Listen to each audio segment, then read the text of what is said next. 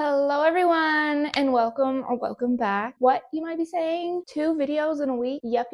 And this video is going to be all about my favorite books of the year 2025. In total, I've read 38 books. I thought I read 32, but I went back and I counted and I read 38. That's more than I actually thought that I have read in a year.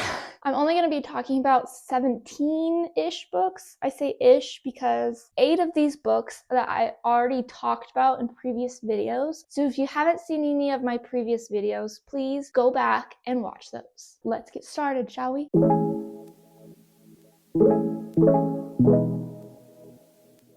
The first book that I'm going to be talking about is the Titanic Survivors Book Club. This follows Yorick, who's supposed to be the Titanic's librarian, but he missed the ship's departure. After it's sinking, he finds out that there are plenty of other people who also were supposed to be on the Titanic but didn't make it on, thus creating the Titanic Survivors Book Club. I gave this book about 4 stars. I really loved the storyline of this book as well as the historical touch and the touch of magic as well. My favorite part has to be about the little love triangle. Now this is not a romance book, but there is just like a tiny little romance triangle. But if you like to check it out, I suggest reading this book. Now, the next one, I'm sure you all know, is one of my all-time favorite books, and that is Mexican Gothic. I freaking love this book. This is like a 5.5 stars for me. That's how good this book is. This book contains family dynamics, it contains botanical horror, and Gothic atmosphere, as well as a sense of isolation. I'm not going to give too much away about this book because I really suggest all of you read it. So, a little fun fact, I actually was never going to read this book. I saw it and I was like, I bet it's not even that good. And then I picked it up because I got it at like a thrift store, believe it or not. I think I only got it for like $2. So I was like, you know what? A $2 read, why not just give it a shot? I'm so glad I did. Seriously, out of any of these books, read this one. Also introduced me to my new favorite genre, which is horror Gothic. You all know, if you've seen me in previous videos, I love Gothic books now. And it's all because of this one. Onyx Storm, which is also a 5-star read for me, is the 3rd installment in the Empyrean series, which is a series about dragons, war, and romance. I loved this book. I cried to this book twice. Oh my gosh, my heart felt like it was ripped out. And I cannot wait for the 4th book to come out. I don't think anybody knows what the 4th one is going to be called or when it's supposed to be coming out, but I'm so ready for the next one. Also, I got the one with the dragons on the side, which is really cool touch. Beg, Borrow, or Steal is also a 3rd installment in a series called the When in Rome series, which is one of my favorite cozy small town romance novels. This one is about Emily Walker and Jack Bennett, who are teachers at a school, and it's definitely an enemies to lovers. Now this is about Emily, who accidentally sends her manuscript to the principal, but the principal and everybody's at summer break, so she asks Bennett for help to steal the manuscript back without the principal knowing. This was definitely a cute little romance book, but it actually is not my favorite one in the entire series. My favorite one is Practice Makes Perfect. Did not read that one this year. I read it last year, so we're not going to talk about that one. But we are going to talk about the fact that I didn't know there was a 4th book in the series, and the 4th book is already out. I did not know that. So I am waiting to get my hands on that one, and we will see if that one surpasses Practice Makes Perfect. Beg, Borrow, or Steal is also a 4-star read for me. Wasn't my favorite. This one that I'm going to talk about, you guys, this one that I'm going to talk about is a 6-star read, which is crazy. If any of you don't know, booktubers usually rate 5 stars, but this one is a 6 stars, and it's called Diavola.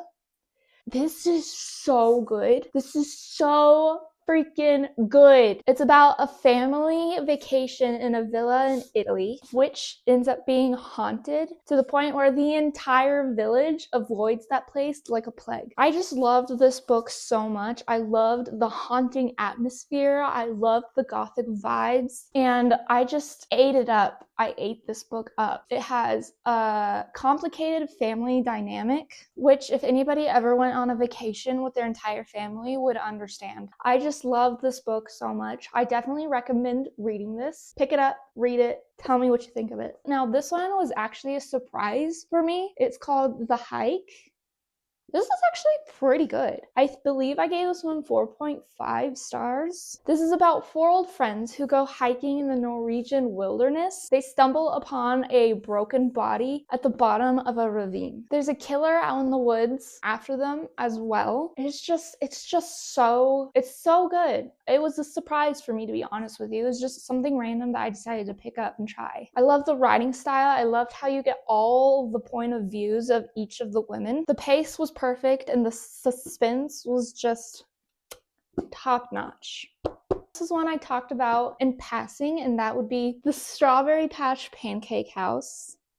I just love this one, you guys. This was a 5-star read for me. It's so cute. This is the 4th installment to the Dream Harbor series. I recently talked about the gingerbread bakery, literally, in the last video I just made. This one's about a single father who's also a chef who moves to the small town of Dream Harbor to raise his daughter. He takes over the pancake house and falls in love with his daughter's nanny, Iris. It's just such a cozy small town romance. I love the banter between Iris and Archer, and I also loved how the entire community just did not like his fancy pancakes. They would have rather had the nasty diner pancakes instead. It's just such a cute little book. This one, The Spellshop, is also a book I talked about recently in passing, and it is my all-time favorite out of the series. It's just so cute. It's just so cozy. It contains cottagecore romance vibes. I think you pronounce her name as Keela. I'm not very certain. I'm terrible with names, as you all know. It's about her basically leaving the city because there's a revolution going on. So she hides all of the spell books that are in the library, and she decides to hide them on her childhood island. Kaz comes along, which is a sentient plant, which I talked about in passing in the last video as well. And in need for income, she decides to start selling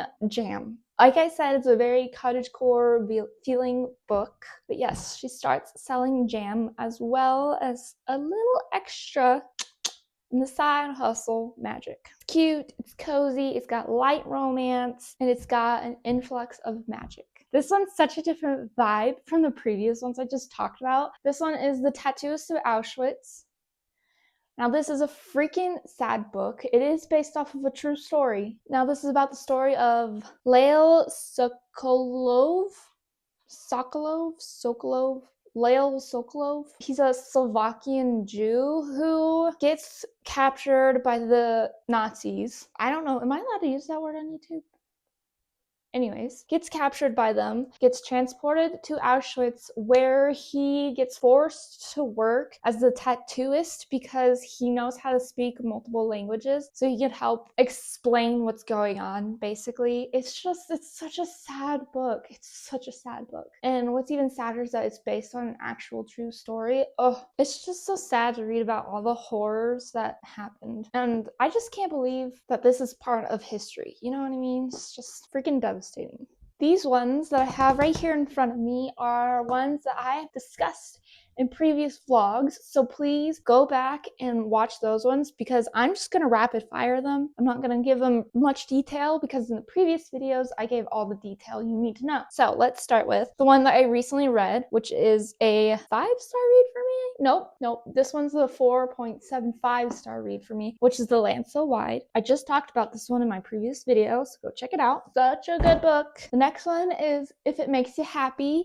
This one's the one that gives Gilmore Girl vibes. I gave this one, oh my goodness, what did I give this one? I think I gave this one 4 stars. I should have checked before, but I'm pretty sure I gave this one 4 stars. It's such a cute book, gives cute vibes. Blood on Her Tongue is the previous one I talked about. I don't remember. But go watch the video about this one because this one is so good. It's gothic horror. It's got vampire vibes. My Darling Dreadful Thing is also by the same author. This one is also really good. This is about hauntings and solving murder. It's just really good. Go check that video out as well as The Hounding.